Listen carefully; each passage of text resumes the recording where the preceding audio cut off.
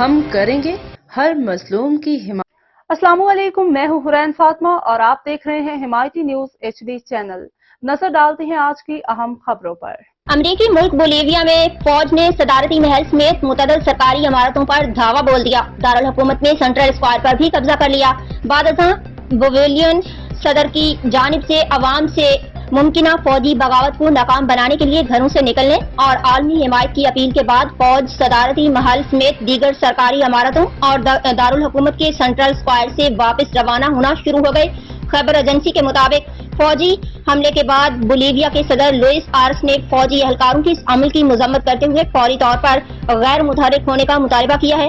صدر لوئس آرس نے اپنے ویڈیو بیان میں فوجی افسران کو حکم دیا کہ اگر وہ ملٹری کمانڈ کی لائن کا احترام کرتے ہیں تو تمام فورسز کو واپس بلا لیں۔ رپورٹ کے مطابق بولیویا کے صدر نے شہریوں پر زور دیا ہے کہ وہ بظاہر ہونے والی کسی بغاوت کے خلاف سڑکوں پر نکل آئیں۔ انہوں نے کہا کہ بولیویا کے عوام کو اس بغاوت کے خلاف اور جمہوریت کے حق میں خود کو متحرک اور منظم کرنے کی ضرورت ہے۔ بولیویا میں پیدا ہونے والے اس تازہ صورتحال سے متعلق وائٹ ہاؤس کے نیشنل سیکیورٹی ایڈوائزر کا کہنا ہے کہ امریکہ ساری صورتحال کا بغور جائزہ لے رہا ہے اور فری کینٹ پر تحمل کا مظاہرہ کرنے پر زور دیتا ہے۔